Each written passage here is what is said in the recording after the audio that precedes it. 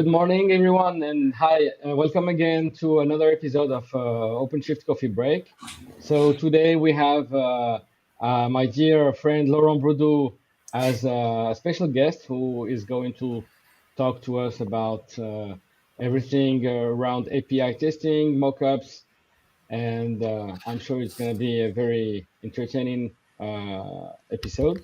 And we have our esteemed co-presenters that recently joined us. We have Fabio and Andrea. So welcome everyone. Morning, everyone.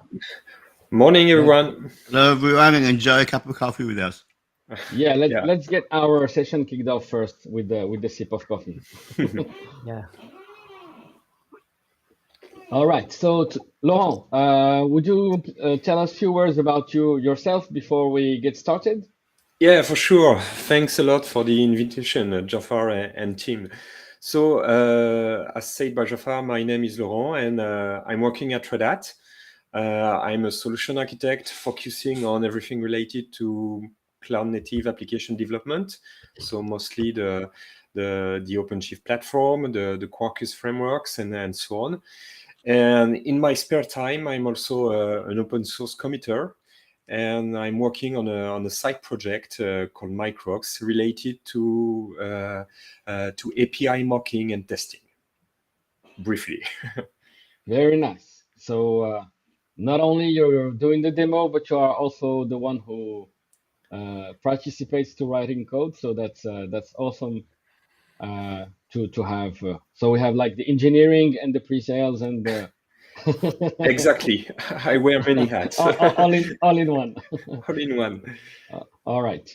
So yeah, again, guys, feel free to jump in if you have any questions. Also, everyone who's looking at the session, please ask your questions on the chat. So yeah, let's get things kicked off. So what does this Microx tool do? If you have like a brief overview, why did you feel the need to create such a tool, and or what use cases does it answer to? Yes. In fact, the Microx project started something like 6 years ago, just before joining Red Hat. And at that time, I was working in a big financial company, deploying, transitioning from service-oriented architecture to REST APIs. And we were struggling with, let's say, thousands of APIs, thousands of existing web services. And we were looking for a scalable solution to mock services, because we were seeing that it was very hard for developers to have everything in line in order to develop their services, because there were so many dependencies between services and so on. So it was really a mess. And just at that time, I also started working on Kubernetes, working with containers. So yes, it was the right time to start a Kubernetes native tool that will allow to do mocking and contract testing of microservices and API, but in a very scalable way. So this was the genesis of the project, being able to do something that could be used at very big scales, that would be able to handle yes, hundreds, thousands of services, whatever the kind of services or APIs you are dealing with. Very nice, very nice. So yeah, let's go a few years back and see some of the challenges that developers were facing. So say for instance you are doing a monolithic application and need to connect to a huge database, for instance. Let's take like steps back to the early days of IT. So one of the challenges, I guess, was to be able to get the data. So for instance, you want to create new features and you want to have production-like data, but of course not connected to the production databases. I remember it was always a mess to get representative data that you can mess with, and have also something that would mimic the production environments, in terms of scale, in terms of functional data and such things. So, for instance, you needed to instantiate a proper database, and of course, it was hard. It needed resources to spin up the OS, to spin the database, etc. Now, if we speak about APIs take that complexity even further, because instead of needing one system of record for your data, you now maybe have tens of APIs that you need to integrate with as a developer to get the data. And it becomes even harder. So if your API is hosted on servers or such things, how do you solve that challenge of getting access to something as a developer? So yeah, tell us how Microx comes in play in such a scenario. Yes, exactly. So as you said, gathering data, representative data is very tough challenge. But the other challenge that we faced was also being able to address not only the developers' needs, but also being able to address the API owners, the line of business needs, because we think it's really crucial when you're designing an API to have this guarantee that what you are developing at is really aligned with the line of business's view, because after all, APIs are products, and products should really fit, really be aligned with the business owner view. So the approach we take at Microx is a bit different. We could have started with existing data, gathering data, and so on, listening, mirroring data, and collect data to get representative mocks, but we decided to go the other way. And for that, we do think it's really important to put the emphasis on the design phases of microservices and APIs using contracts. And what we've done with Microx is, while you are designing contracts, there's nothing better to add real life examples to your contracts. Real life examples that can be specified by the business owners, that can be specified by the functional experts, so that you really assured that what is specified is really aligned with the business needs. So the basis of Microx is putting yourself into some kind of example-driven development. So basically, what he's doing Microx is using all your API or services contracts and attached examples to generate API endpoints, but also to generate a test data set, so that you can start playing around with your API, with the data that has been collected through the business owners. So we absolutely want that gathering examples, gathering data, providing data should be very easy. So we accept in Microx very different formats. So data can be provided within OpenAPI contracts, within SOAP UI projects, if you are dealing with legacy stuff or tools. You can also use Postman collection, simple JSON file, and so on. So the purpose is really to open up the possibilities to let the business owner, the functional expert, use the tool he knows to edit, to collect this representative data, and then feed Microx with any of the different formats we may support. Very, very nice. Thank you, Laurent, for this brief, I would say, intro on the principles. So if I try to sum it up, it's like a contract-based, a contract-first approach, where Exactly. let's play some role plays here. I'm gonna be the developer. You're gonna be the API designer / coder, provider, architect, etc. And Andrea and Fabio can be, for example, the business owners. So as a developer, you and I, I'm just trying to rephrase what you said, so we are all on par in terms of understanding. So as a developer, I need the API endpoints so I can create, for instance, my front ends or whatever. And Exactly. you and I are going to agree on a contract. The contract meaning this is what you are going to provide me in terms of API data content, Yeah. structure, etc. So I know that I can, even if it's an empty set, I know exactly what fields are going to be provided by the API, and I can already have an understanding of uh, how to interact with the API endpoint. Exactly. So that's the first part. Second Yes. part is now that we have agreed on the contract, we need some data, some sample data that is representative of the business, I would say, function. Mm-hmm. And that's where Andrea and Fabio come in, right? They are going to generate some data sets for us Exactly. using different formats.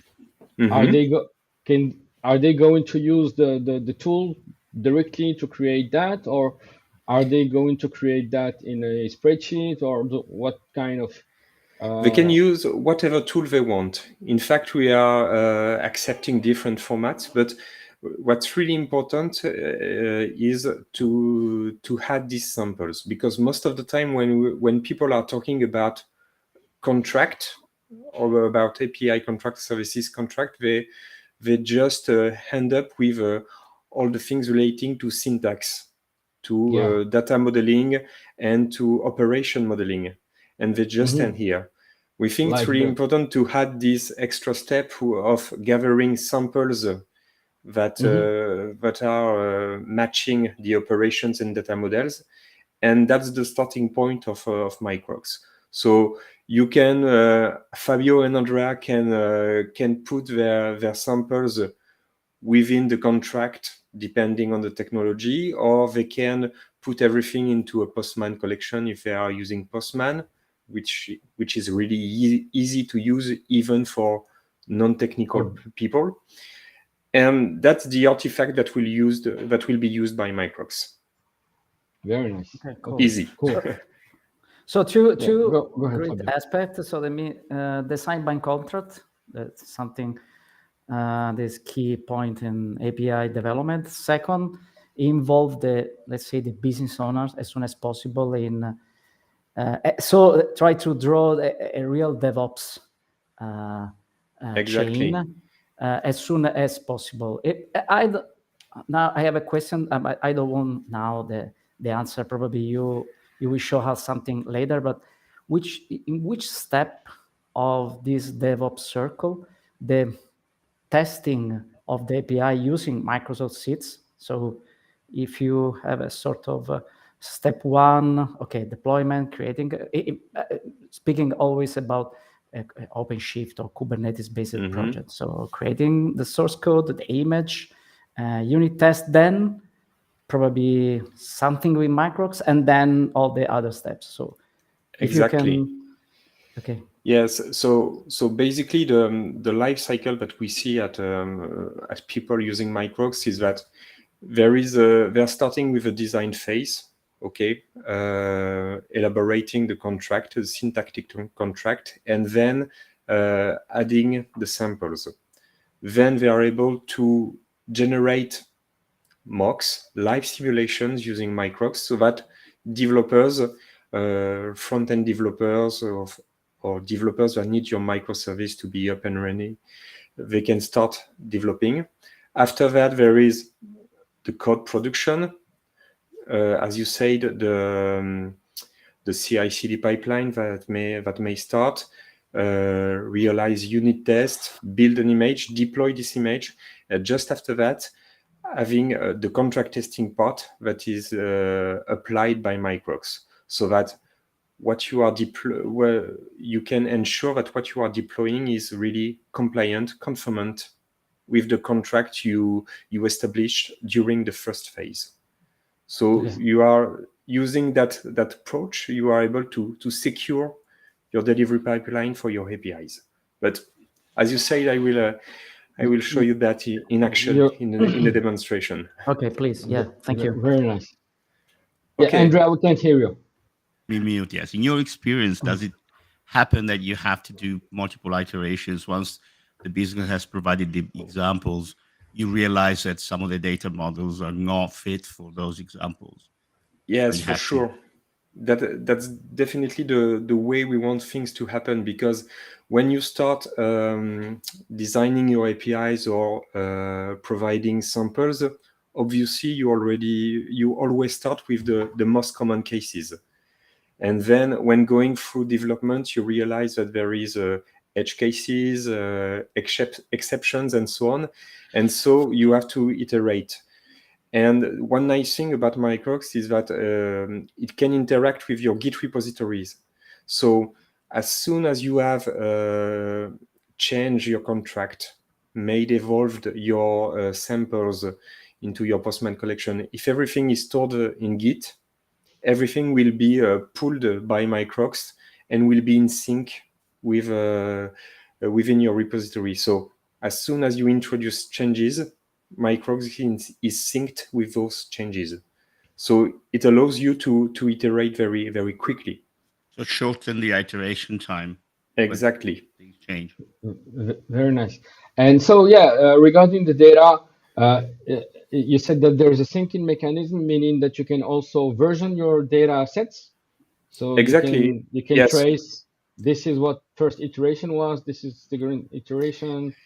In fact, we do not trace the different iteration when it's when they are related to the same API contract version.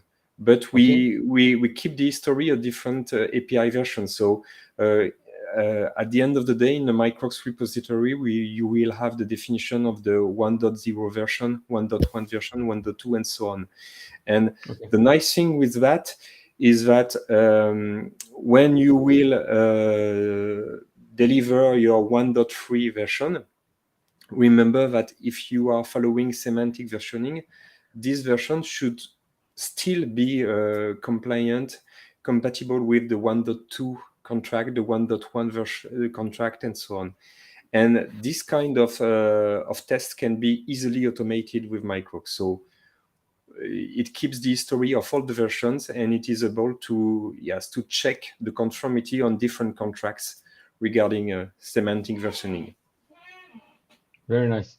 So I don't know how many demos you have a lot in of your demos. sleeves, but as I know you always have more than we can ask for. So just maybe a last question, and then if you want to go into more demonstration oriented section, we can switch that. So I've worked in the past with such tools that allow you to do like mocks and virtualize your data and such things. And one of the issues again was it was not very easy to deploy these things in a live environment, so that every developer can get his own version in a very tiny environment and such things. It needed like a traditional application servers, which is in the enterprise is not something that you can get very easily. You have to open ticketing and such things. So we are at OpenShift Coffee Break. We like to talk about containers, about Kubernetes. Tell us a bit more how Microx makes that much easier. Yes, it's a great transition to the demo side. Yes, so obviously this is why we wanted to have something that is Kubernetes native, because we want to make the deployment very, very easy. So and in fact it's very flexible. So it can be deployed on Kubernetes on OpenShift using operators. You can also deploy Microx on your laptop using a simple Podman compose or Docker compose file. So it's very, very lightweight. And the nice thing is that it opened the doors to many different use cases and deployment topologies. So, for example, we have users that are deploying Microx as a central instance for the organization.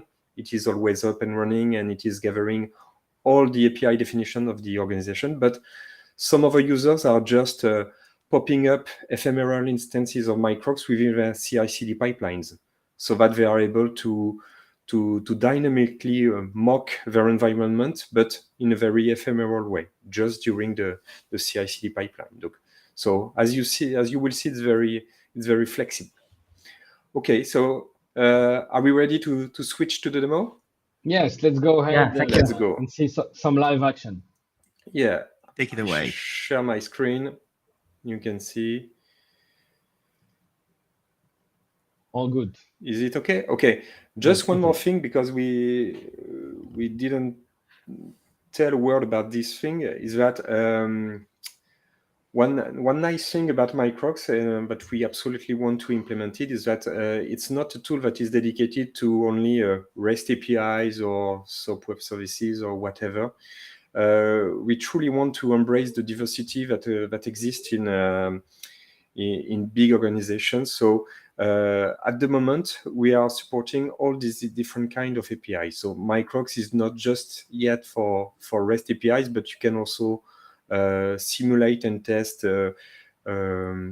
gRPC services or async APIs that are based on Kafka or MQTT or WebSocket and so on. You can also now support GraphQL mocking with Microcks. But so the nice thing is that you have the same approach, the same tool, whatever the kind of APIs you are dealing with. Okay, so now let's jump to demonstration. So just for starting, I have an OpenShift cluster at hand. Okay, and maybe we can just start with deploying a new Microx instance. Okay, just to show you how easy it is. So I can create a project. It is a demo project. Okay, this is an empty project, and as you will see, Microx can be found into the operator hub that is embedded into OpenShift. So just as easy as Microx operator. Nice. And I can install the operator within the demo namespace. So this is an operator that has been developed using the operator as SDK. So SDK. Yes, ready to use.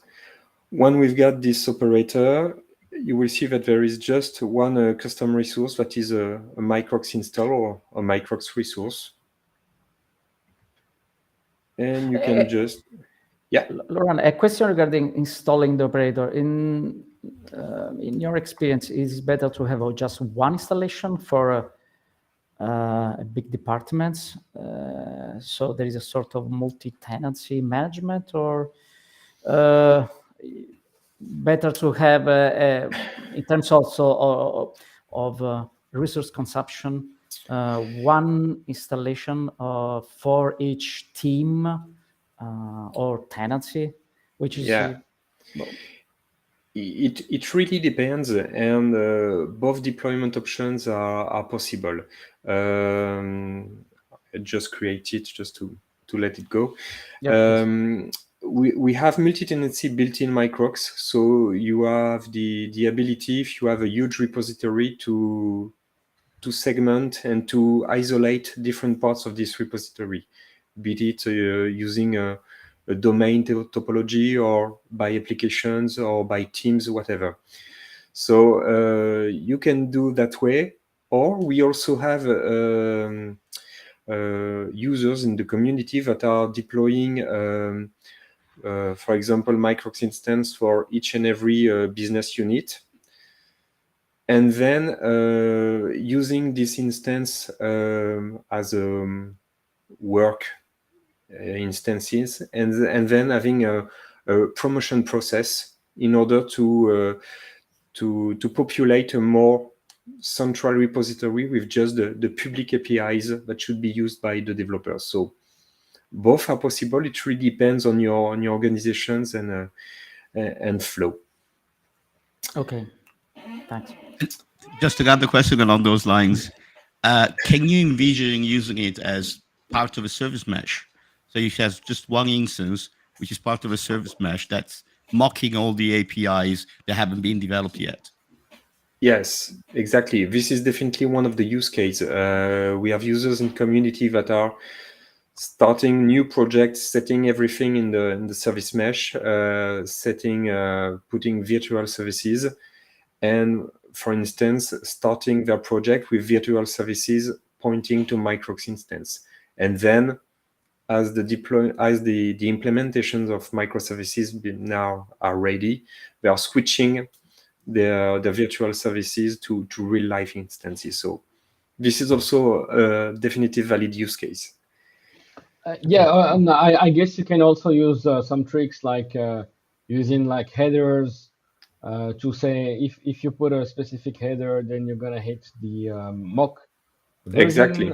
and if you don't, then you go straight to the direct service and such things. So even Exactly. it allows you to Mm. to do some nice advanced testing features and such things. Cool. So now switching to the developer perspective, you can see it has been deployed. So it is a set of different microservices. And just here you have the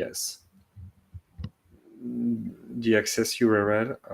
Maybe the key clock instance is not yet ready, but just to show you here, here's the result you get at the end. So once you are logged in, you are accessing the dashboard. Okay, we show you a little graph on what how is composed your API repository, and you can see that we already have different kinds of APIs within, and you have your API catalogs just right here with the different APIs you will have you have imported into the repository. Okay, Cool. maybe let's start with an example just to show you how you can use Microcks. Let this start up. Okay, this is ready. So how to start with Microcks? Of course, we've got a lot of samples on the website, but let's say, how you said before, Jafar, we are an API designers and API developers, and we are starting with a contract. Mm-hmm. Okay, so this is here a simple Open API contract. So this is in YAML, but you may have used a designer, WYSIWYG designer if you want. And we'll find typical elements of a contract here. So we'll find different paths. By the way, this is an API that is dealing with pastries. Okay, I love pastries. So this is a pastry catalog. And in this contract, you define a different operations. So you can get all pastries, or you can get pastries using a name and update existing pastries. Okay, so this is typically the job you are doing for each and every API, starting designing a contract or generating a contract. One thing with Microcks, the additional step is about providing samples.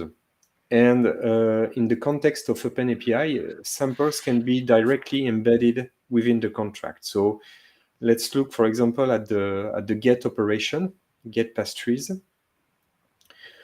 You can see that we specify the response, a 200 response when everything is okay. And we have in Open API this capability of specifying examples. And so we can specify a list of pastries, for example.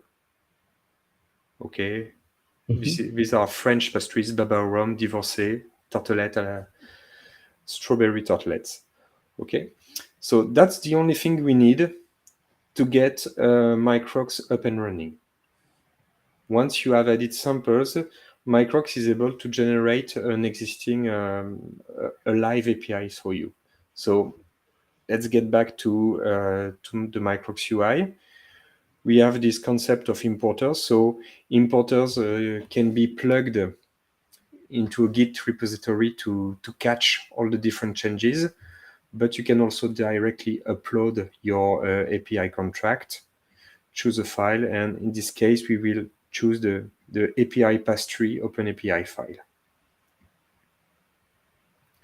So, Laurent, I will have a question about this API file. Yeah. So, did you create it? You said we can use some tools to generate that, but do you have something that can bootstrap a sample OpenAPI example, for example, like just the structure, so you can easily add Yes, what you want? exactly. One of my favorite tool is Apicurio. That is also Okay. an open source tool sponsored by Red Hat. So, for example, if you're working with Apicurio, Apicurio is a WYSIWYG designer for API contracts. Okay, you can easily bootstrap new APIs using Apicurio. And the nice thing is that you don't have to be an OpenAPI specialist to know each and every syntax to deal with APIs. So, as an example, let's say these demo APIs based on a pet store example. And that way, using Apicurio, you have everything at hand to specify your OpenAPI file. You can specify the different data types, the different operations, and using Apicurio, it's really easy to add examples to your API as well. So, for example, you can just add new examples, edit existing examples in a very WYSIWYG way. Nice. So there is also a connector between Apicurio Studio and Microcks, but for today I just stick with the OpenAPI file, if you're okay. Sure. But sure. Apicurio is indeed a really nice way to bootstrap things. So let's get back to Microcks. Once we have edited our API pass-tree, we can easily upload this one. And you can see that it has discovered a new API.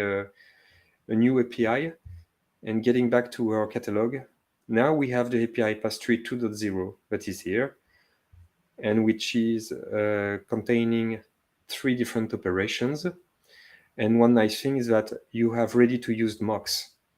So as an example, if you say that you have a mock URL just right here, so you can use this URL and have a simple, use a simple command, but you can start playing around with your API just as it was live. Okay. So, very easily. As soon as you import it, you have an endpoint that is generated, and you can. Exactly. And this cool.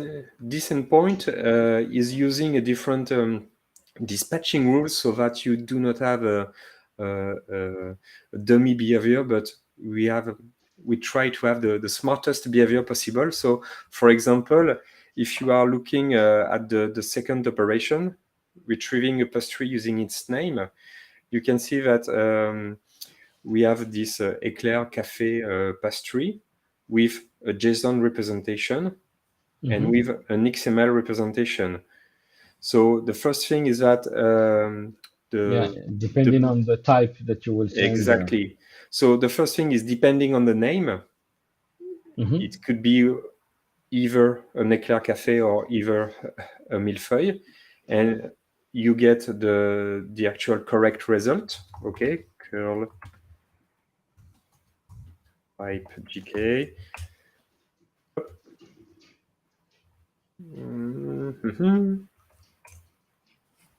Yeah, because that's an XML one. This is the XML one, but if you had the header, accept application JSON pipe GK up. This is the JSON one. And the same thing here, if you want to replace, not have the Eclair Café, but the millefeuille. Mm-hmm. So we really try to have some things that is the smartest possible with what we call the dispatching rules, okay, and with different behaviors depending on the kind of APIs you have to deal with. So with REST APIs, it realizes content negotiation. With GraphQL APIs, it realizes attribute filtering or aliases query and so on. Cool. So very cool. really easy to start with. So any questions, Very nice. Guy? Yeah. So far, so good. Yeah. Go ahead. Regarding because we mentioned the test of the contracts in terms of the security part of the contracts. I'm pretty sure that in Microsoft you already thought about it. If you can just give some more details about these aspects of the API testing. In fact, this is not something we support for the moment. So we support it in a way that if you, for example, if you want to test secured API using OAuth or OpenID, for example, when realizing a test with Microx, you can provide the bearer token you will have to use, and it will inject this bearer token with the different requests it will issue to the system under test.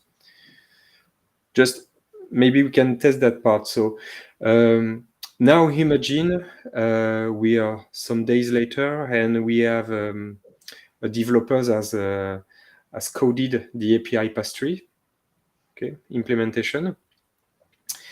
And we have deployed this implementation also on OpenShift.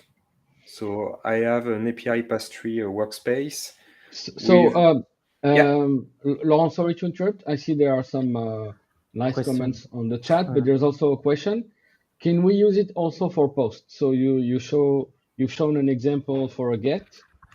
Yes. Is there a way to have a post also? Yes, exactly. There is a way. This is a very nice question. Let me show you.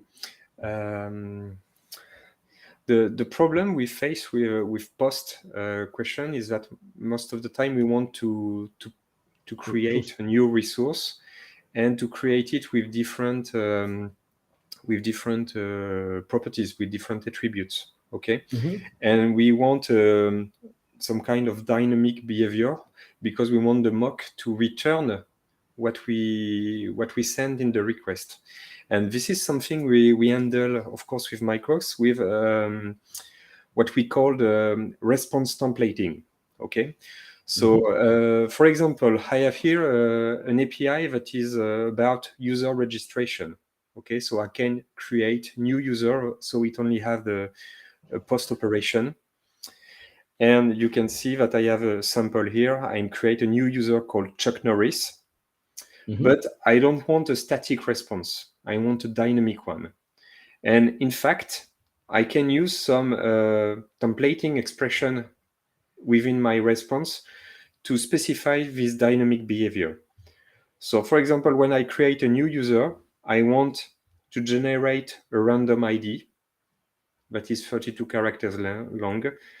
And I want also to re-inject in the response the incoming data from the query.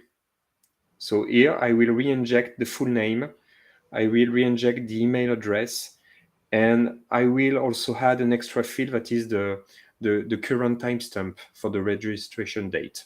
Okay, so this is something we really support, and let me show you an example of this. I have copy pasted here, so I can use the same mock URL right here, and I can just copy paste here, and you can see that I am specifying some new data, my name and my email address, and the result I will have is my full name, my email address, and a random ID and the current registration date.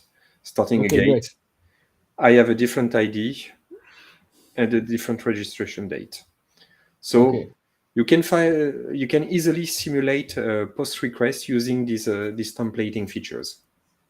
Very nice. Thank you, Oh, Laurent. oh, So there's another question, but I think I already know the answer, but I will ask it because it's asked in the chat. So somebody asks, okay, so we did a post. So how would that work? How do we store the data? And I'm guessing what the intent is. The intent, I guess, is, okay, I did a post. So for example, for your pastry, I added a new pastry, and then I want to do a get and check Hmm. that the post has worked. But I think I know the answer, and probably the answer is this is not the intent to like do post and get. The Ex- intent is to validate unitary endpoints and not have like a functional flow with this type of uh, exactly. use Yes, cases. Yeah. But exactly. yeah, go ahead and expand on that. The kind of test and simulation we are focusing on with Microx is purely contract testing. So when you are orchestrating different operations, we do not keep a state on the server side. We just use the examples, the datasets you provide. And what we really want to ensure is that the contract, the syntactic and the semantic contract, and also the business rules regarding the contract are valid. We do not go to that way to keep a track of what has been recorded and what can be used. It's just pure contract testing. okay. So, Laurent, Very it looks nice. like you have big fun Yeah. attending the session. So, thanks for joining. Thanks for joining. Yeah. I do have one more question. If you want to answer later, that's okay. Regarding something that probably is not so evident if we look at only the contract part of the testing, but is not so unusual in big integration project to have more than 100 API that you need to test. What about the scalability of this, not of Microx, but the scalability of this kind of process, so API mocking and testing in terms of contract. So how Microx could help it? Because I can imagine that if any developer start to spawn its own pod or pods to test their API, that could be an issue for the platform. Yes, could be an issue from different point of view. It could be an issue from the resource consumption point of view, but it can also be an issue from the drift risk point of view. I think if anyone is starting to work with local definition, with its own local definitions of mocks, troubles may arrive very soon. So the answer, the solution that may bring Microx to the table is that, of course, because it's based on Kubernetes and because it has a very flexible deployment model, it can be it is very scalable. So we really have users in the community that are dealing with 300-400 hundreds of APIs definitions within the same repository without any scalability issues. So this is the first answer to the first point of view.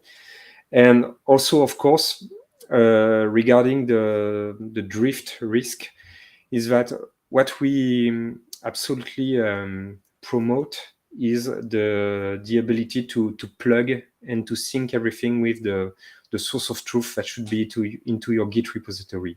So even if you decide to go the way where you deploy different Microx instance, as long as you use the Git repository connector, this is not a problem because every instance will still be in sync, and every developers and every teams we still receive the different updates of the different APIs and datasets. So everything should be fine. So you are promoting a GitOps approach for exactly. that. So the GitOps approach is really nice, could be used to pop up already populated Microx instances, but it can also be used to ensure that every every mocks definitions are in sync. So for instance, if you have 3 developers who have their own instances in their namespaces, and you sync with the GitHub repo, they're going to be updated afterwards. Yeah, sure, for sure. Very exactly. Nice. Very exactly. Nice. And just this is a teaser, but one thing we are working on is the concept of a hub. Okay, not an operator hub, but a mock hub. And as you said here in my test instance, I have integrated the mockups. And the mock hub goal is to provide a central repository where you have all the Git definitions of all your APIs. So populating a new Microx instance from a hub is really easy. For example, here I am plugged on a public Microx hubs, and you can see that on this public hub I have existing mocks for standards APIs like the open banking APIs. Okay, I can browse different APIs, and if I'm interested in this read-write API for account transaction, for example, it's just as easy as hitting the install button. Okay, I can add an import job in my instance. That means that I will always be in sync with the standard mocks, or I can just direct import once. Okay, getting on, and here I have in my instance, in my repository, all the open banking contracts and the open banking mocks and tests if you want to develop an application using open banking, for example. So it's really, really easy to integrate. We want to make it very easy. Okay. I have one nice feature. It reminds me of a conversation a while ago. Laurent, I have one further question regarding the suggestion of having a sort of a centralized Microx that will work for all the related projects, let's say. So again, in the context of for example, a service mesh, you've got multiple projects, but they're all part of the service mesh. You've got multiple teams working on subsets of those microservices and their related contracts and whatever definition they have. You mentioned earlier that Microx uses Keycloak. I just wanted to explore what it is used for. Yeah. So yes, definitely. So Keycloak is used for authentication. So you can deploy Keycloak as part of Microx, or you can reuse an existing instance of Keycloak if you already have a Realm setup or something. And we are also using Keycloak for role-based access control. Sorry. And finally, we are using Microcks to enable the multi-tenancy. That's what I was getting to. Exactly. So using the Microx interface, you can specify, you can classify your different APIs using whatever topology you want. It could be domain, for example, it could be teams and so on. And with that, you have the ability to define role-based access control on the different domain. So you may have one user that is a content administrator for the domain, for the authentication domain, for example, but is just a regular viewer of the other domain. So that way you have the ability to have a multi-tenancy within a Microx instance. So it's a fully multi-tenant tool. Exactly. So if we have a look at the, yes. the administration part, I have just 3 users and I have the ability to view roles, okay, and manage groups. This way, when I want to manage groups, I will be able to assign roles in different domains of my repository. And so this is synced with the key clock, like this is Exactly. okay. Yes. Once you create a group within Microcks, we are synced with the key clock realm, so that users are put into different groups. Very nice. Okay. I see that time is running, Guy, and I just wanted to show you Yeah. a cool new feature that we added last year. Oh, surprise! Cool. Yeah, Surprise. I would expect that the next feature should be. This is just a request for change. If you are testing a pastries API, you should be able to send all the attendees pastries at home. Could be nice, yes. Could be great. Nice feature. So that's the post he was mentioning, like the real post. Yeah, exactly. Yeah, so for the end of the session, just wanting to highlight one nice feature is that for the moment we just deal with REST APIs, but now with Microx we also support async APIs.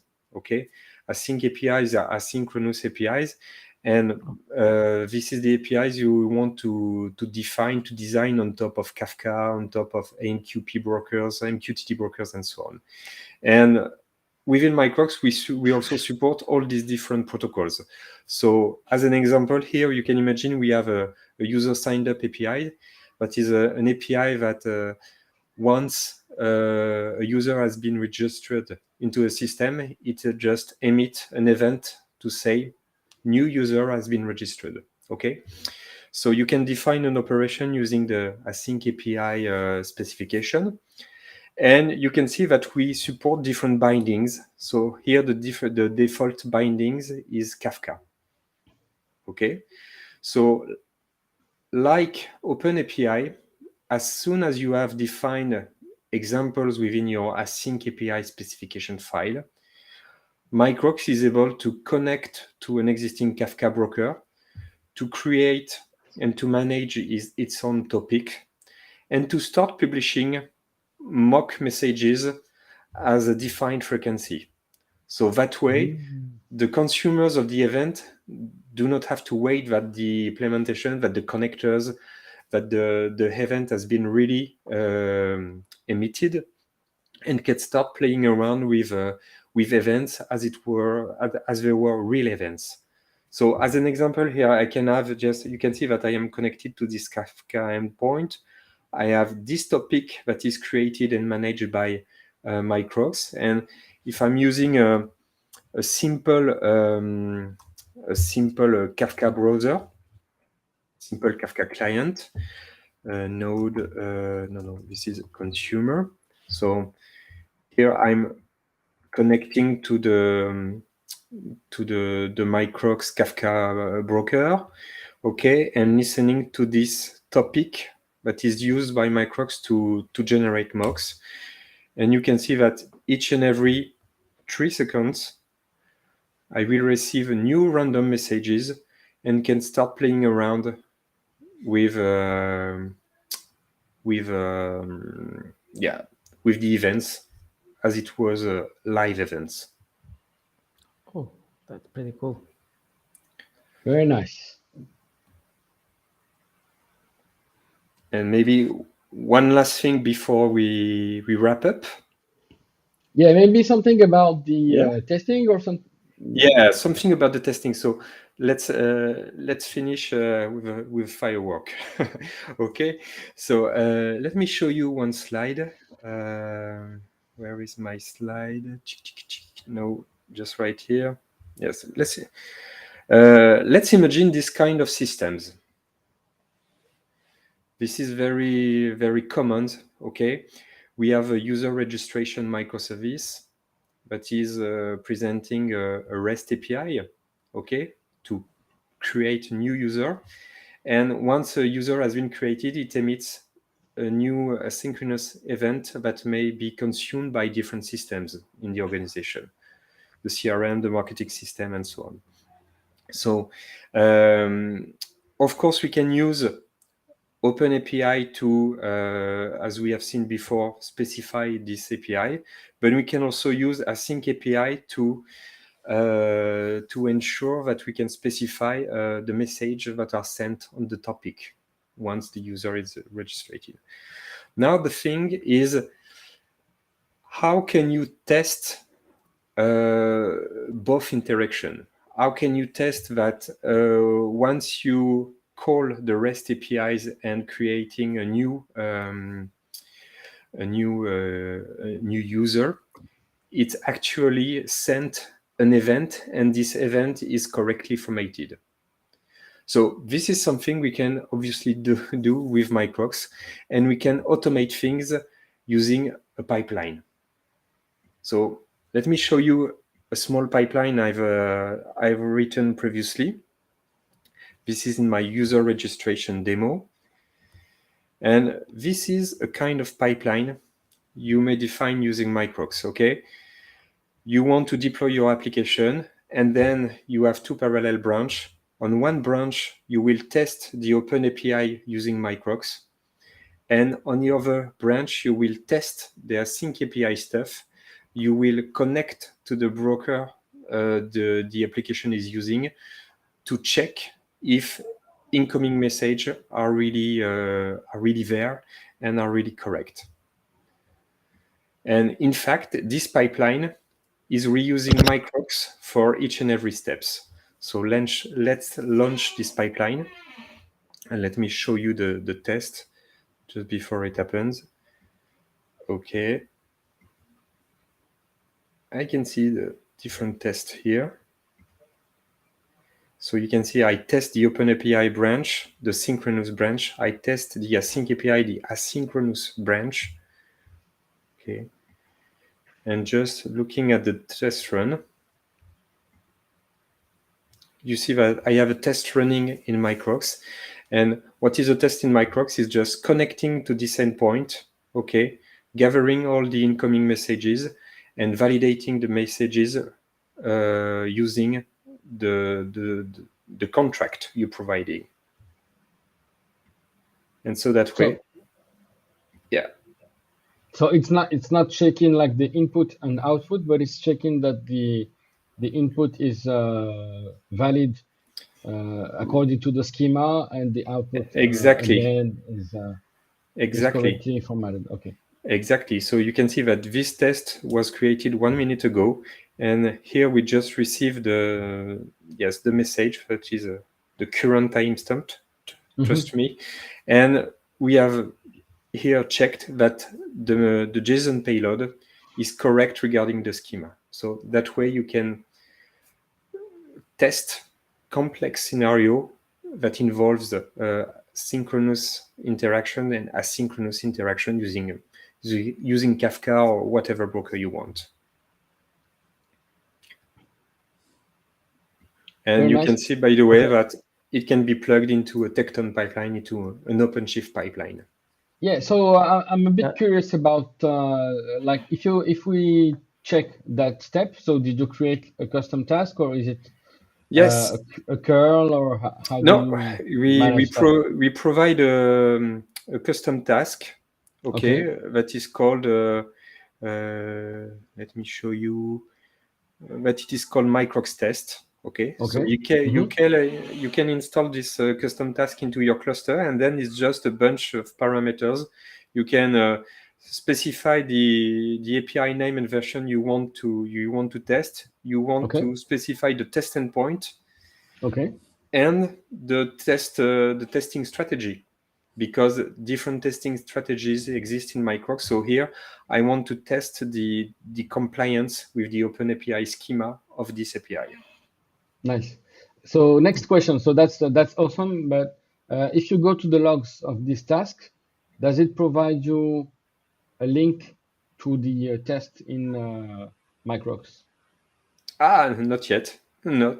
So it could be a nice enhancement. Yeah, that would be a suggestion, because one of the from looking at this, you have a nice understanding of the testing scenario from the pipeline perspective. But if you just look at the Microx perspective, you don't have an understanding of this is the whole scenario that has been tested. Exactly. So if you go back to the pipeline and link to the test results, then it's going to help you assess basically the whole scenario, and maybe from even from Microx, you could maybe link back to the pipeline URL or something like that. Yeah, very nice idea. Yes, could be nice would be- announcement. Yes, because here I just have the ID of the test, ID that you can find right here in the URL. Okay, this Yeah, is but the ID of the test. But yes, I'm guessing it's just a matter of like concatenating the Microx URL exactly with the test ID, and you get it. exactly. Very nice ID for Jafar. Cool. Cool. I think we are running up to the hour. So Yes. yeah, Laura, it was a great time. And thanks. Microsoft is really cool. It's more than I understood reading just your website. Thanks for the demo. Thanks for the details. I will give you just some announcement regarding the next session. We are going next week. We are going to have a guest speaking about the new one of the newcomer in Red Hat is the Red Hat OpenShift Data Science. So we are speaking about what does it mean building AIML based application and running on OpenShift, how we are going to help the data scientists and data engineering in order to make their development effort more focused on the business part of the application, just not managing them. And also don't forget our operator series on the 3rd of, I think it's on the 2nd of March. We'll be looking at how to write an operator in Java this time.